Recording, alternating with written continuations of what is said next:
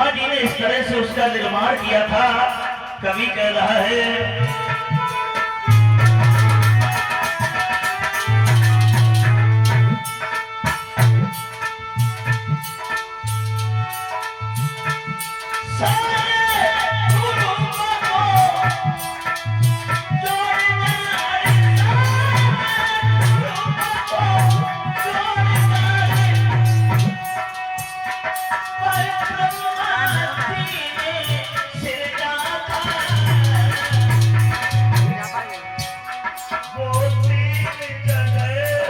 साढ़े 11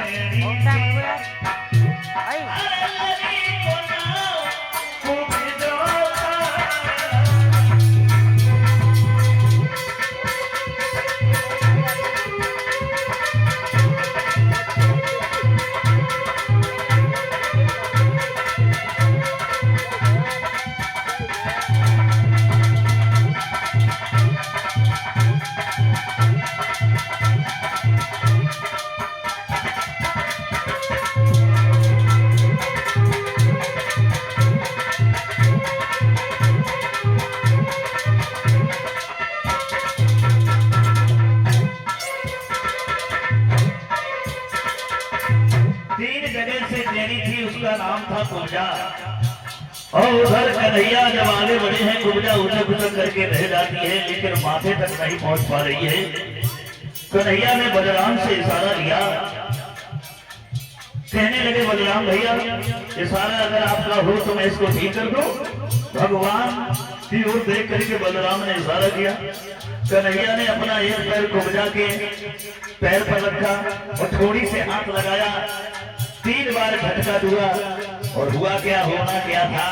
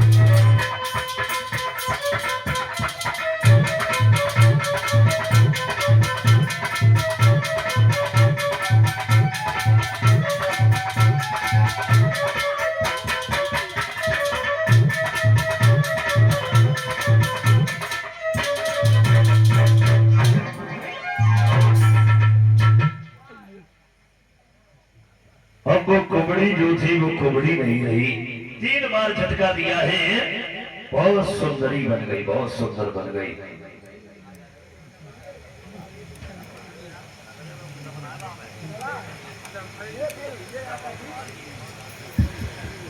अब वो ये 2 किलो 3 किलो को तो चिमटा आएगा, पैसा रहता ही ना। सुखदेव जी कह रहे हैं उसके बाद में सबके तिलक किए हैं, मनसुबा कूद के पहुंच गया, कहने लगा क्यों तो बेटा तुम्हारा कोई पति है, शादी हो गई है तुम्हारी। कुब्जा कहने लगी मंसूर भाई तुम्हें नहीं मालूम है, सामने हमारे पति ही तो खड़े हैं। उसके बाद में कन्हैया बलराम जो है सबको लेकर के आगे बढ़ते हैं। कहां पहुंच गए, जहां कंस का धनुष रखा हुआ था, वहां पहरेदार खड़े हुए थे। जवाब दिया है कन्हैया ने, जाकर के पहरेदारों से कहा है कि भैया हट जाओ, हमें आगे जाने दो, हम कंस के मेहमान हैं। पहरेदार कहने लगे श्याम कंस का आदेश है, यहां से आगे कोई जा नहीं सकता।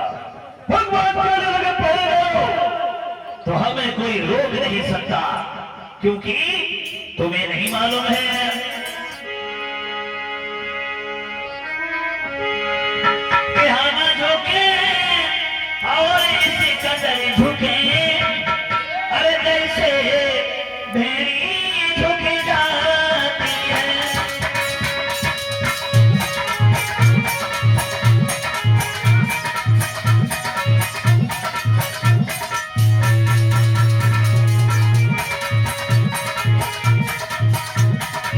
लेकिन उन्हें ज्यादा पावर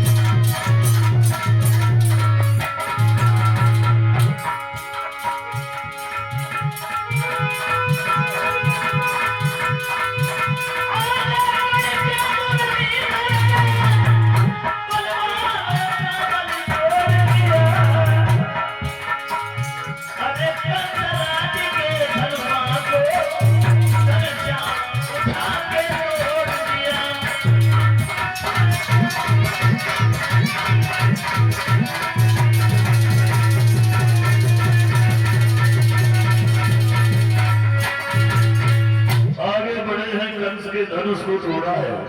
वहां से फिर आगे चल देते हैं कहा, और जहां कुबलिया पीर हाथी शराब पिला करके दरवाजे पर खड़ा कर दिया था, भगवान गए हैं और कहने लगे मुकेश पीलवानों से कि पीलवान ऐसा करो, ये अपना हाथी हटा दो, हमें अंदर जाना है, हम पंच के मेहमान हैं। पीलवान कहने लगे श्याम इतने ही बड़े बलशाली हो तो खुद ही हटा दो, निकल जाओ। भगवान कहने लगे पीलवान इसका मतलब है तुझे अपने हाथी पर घमंड है तो छोड़ दे हाथी के लिए, देखा तेरे हाथी के अंदर कितना बड़ा बल है, छोड़। आहा तुझे नहीं मालूम है, भगवान कहते हैं पीलवान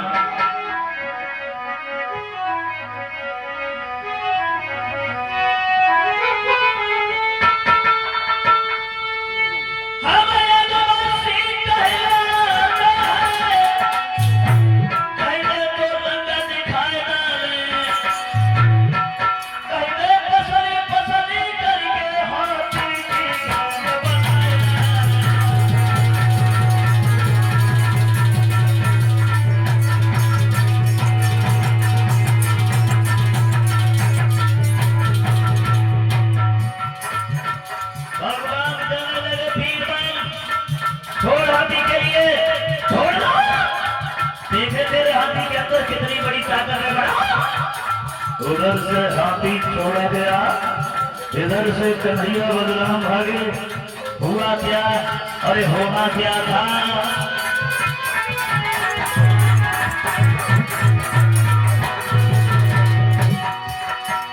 अरे पकड़ के हाथी जबरदस्त मारो और फिर जमीन पे जाके करियो किनारो।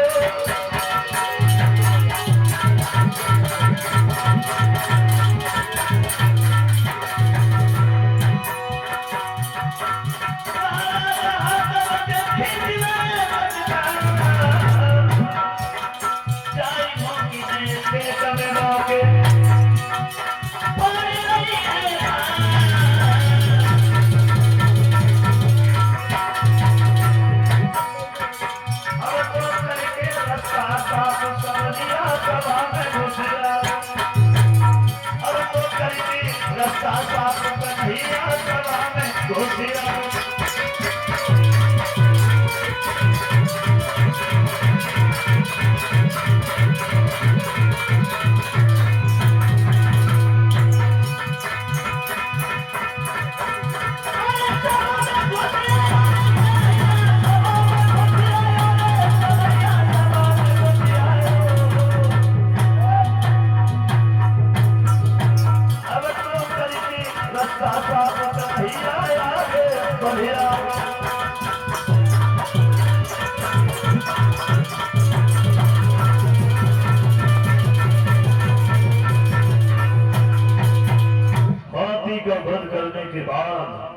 चल देते हैं भगवान श्याम सुंदर कहा, जहां कंस का दरबार लगा हुआ था, सब लोग बैठे हुए थे वहां।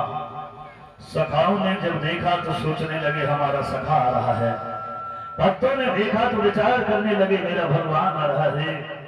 और कंस ने जैसे ही कन्हैया को आता हुआ देखा तो समझ लिया कि आज हमारा काल आ रहा है।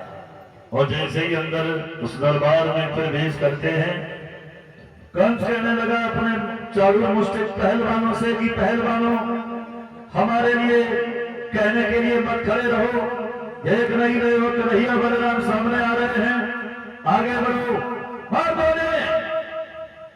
उधर पील वो पहलवान जो थे सोचने लगे प्रभु हमारी दोनों तरफ से जीत है, अगर आपने हमें मार दिया तो आपका हमें धाम मिलेगा, और हमने मार दिया तो कंस की तरफ से बहुत सारा इनाम मिलेगा।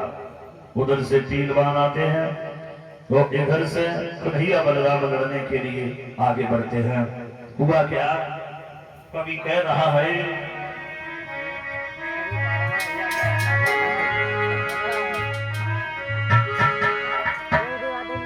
अरे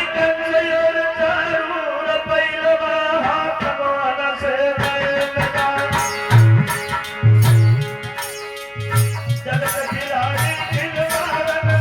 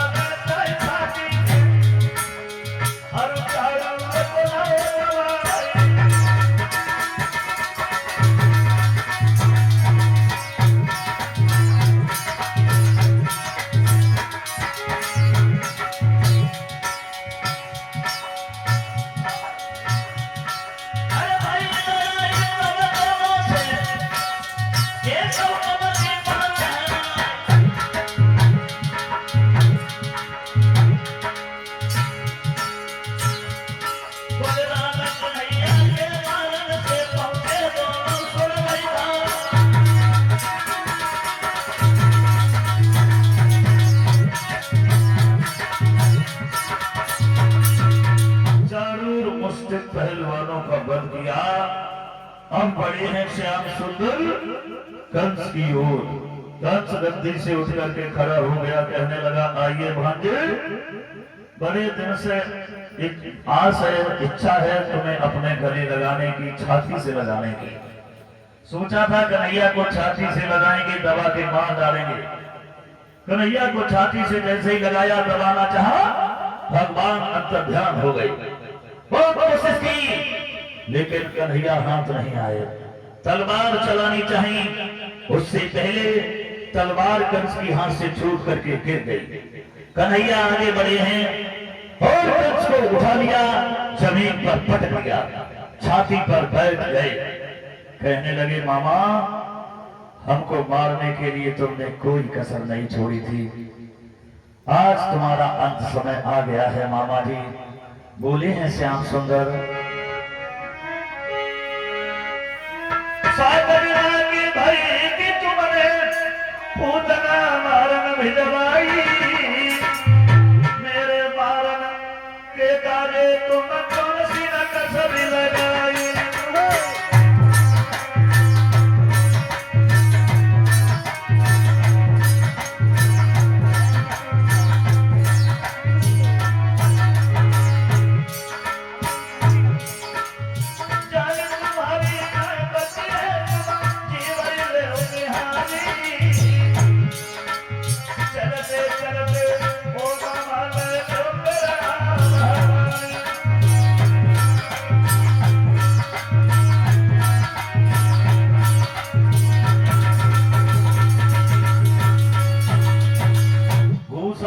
लगे हैं श्याम सुंदर कंस की छाती में, मार मार करके प्राणों को खींचने लगे।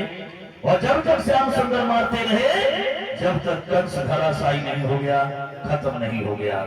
इस तरह से भगवान कन्हैया ने मार मार करके कंस का अंत कर दिया। बोलिए दीनबंधु भगवान की। आहा, तो सुखदेव जी कहते हैं राजन परीक्षित, इस तरह से भगवान श्याम सुंदर ने कंस का वध किया था। और अब क्षमा चाहते हैं, समय भी हो गया है। वो कल की कथा के बारे में माताएं बहनें ध्यान दें, सभी लोग। कल आपको